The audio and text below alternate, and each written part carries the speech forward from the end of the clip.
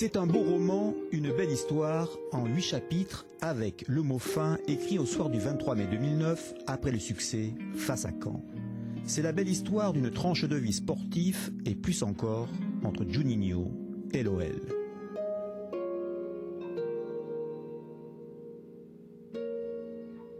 Arrivé sur la pointe des pieds en provenance de Vasco Gama, le natif de Recife s'est d'abord fondu dans le collectif olympien.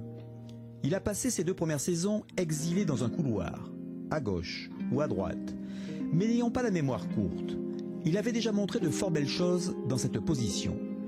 S'il ne débordait pas, il pouvait créer le bazar par sa remarquable technique et son sens du jeu, sans parler de la qualité de ses coups de pied arrêtés. 18 buts dont 6 coups francs en 84 matchs. Un premier but à Bastia sur une passe de Sonny Anderson, un doublé à Gerland face à Rennes, un premier coup franc inscrit face à Sochaux, et ce fameux doublé sur coup franc contre Auxerre dans une cage gardée par Fabien Coll. Le phénomène Juninho, maestro du coup franc, est désormais reconnu en France. Sur la scène européenne, l'ancien joueur de Vasco Gama reste encore un peu en retrait en n'étant pas toujours titulaire. Cela l'irritera au point de voir rouge face au Bayer Leverkusen. Et puis, Paul Le Guen a tout changé en le plaçant en 2003-2004 au milieu de terrain, en créant ce fameux milieu le plus souvent à 3. Juni à sa vraie place aux côtés de Diarra, Dorasso, Essien puis Thiago, Toulalan ou encore Makoun, Kallström, Bonnemère, Fabio Santos. Juni, pierre angulaire du jeu lyonnais. La Juninho dépendance était née.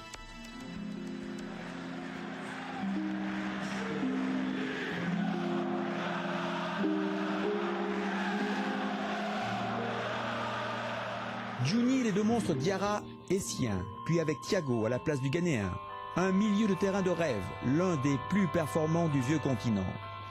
L'OL continue sa domination hexagonale et se place sur la scène européenne avec 3 quarts de finale de Ligue des Champions, en étant à 2 doigts d'atteindre le dernier carré.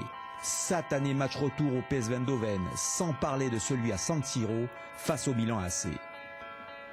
Dans ces campagnes européennes, Juni a souvent débloqué la situation. Souvenons-nous du Celtic, du Bayern, de la Real Sociedad, du Werder Brême, du PSV. En France, il irradie le championnat de son talent, de son professionnalisme. Il inscrira au total 47 buts en 3 saisons, dont 21 coups francs.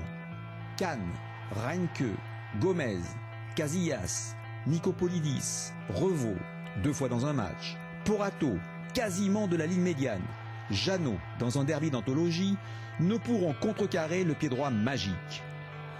Ce simple soldat a pris du galon au-delà de son importance dans le jeu. Le 4 mars 2005 à Caen, il porte pour la première fois le brassard de capitaine. La saison suivante, il le porte 14 fois avant de le devenir, ensuite définitivement. Ce Juninho fait aussi de très nombreux allers-retours avec le Brésil pour honorer ses sélections avec les Ori Verde. Il participera notamment au mondial allemand avant de prendre sa retraite internationale. Gérard Houllier le consacre joueur à part et le traite logiquement comme une star. Juni rêve d'un sacre européen. Malheureusement, l'AS Roma, Manchester et Barcelone vont à chaque fois en 8e de finale se dresser sur la route de cette envie.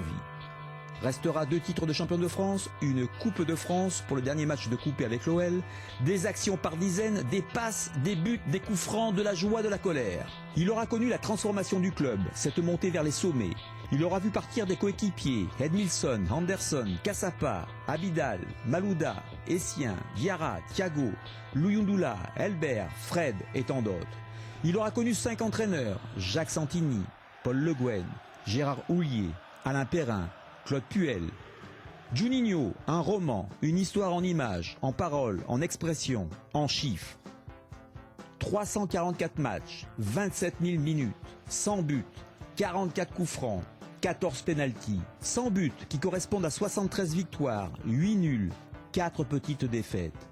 Quand Juni a inscrit un coup franc, l'OL n'a jamais perdu, 36 succès et 5 nuls. 75 buts en championnat, 18 en Ligue des Champions, le meilleur buteur de l'histoire lyonnaise, et 7 en Coupe de France. 100 buts pour une 4e place sur le podium des buteurs de l'histoire du club. 4e derrière le trio des petits, Dinalo, Lacombe, Chiesa. des buts et des passes, soit une implication directe de 40% du total des buts inscrits en sa présence. Tout simplement énorme. 344 matchs disputés, 111 où il a été directement décisif, soit le chiffre ahurissant de 32%. 344 matchs, dont 56% de victoires, 26% de nuls et seulement 18% de défaites. Juninho, 126 fois capitaine. Et puis, 7 titres de champion de France, une Coupe de France, 3 trophées des champions. Le mot fin réellement écrit vient le temps de te remercier pour l'ensemble de ton œuvre, de l'immense bonheur procuré. Un match avec ou sans toi lors de ces 8 dernières saisons n'avait pas la même saveur. Cette œuvre, elle a toujours été marquée par l'esthétisme, y compris quand l'arbitre te renvoyait au vestiaire. Une course sans ballon, un tacle, une passe, une frappe, une prise de balle, un enchaînement de dribbles, la concentration au moment d'un coup franc, une colère, beau, tout simplement beau, et tellement efficace. Tu étais vraiment unique parce que tu as su te donner les moyens de réussir. Toujours à la recherche de la perfection, de la remise en question. Ce professionnalisme, cette exigence ont conduit ta vie sportive. Et ce talent déployé renfermait tout simplement ton envie de faire en permanence quelque chose de ta vie.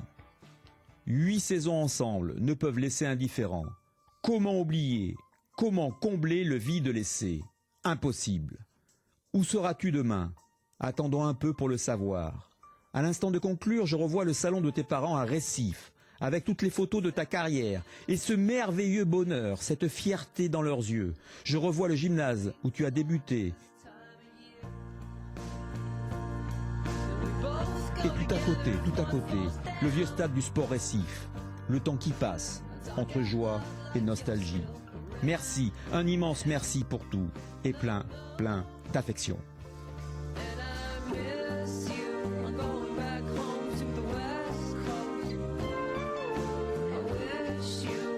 Yourself in my suit.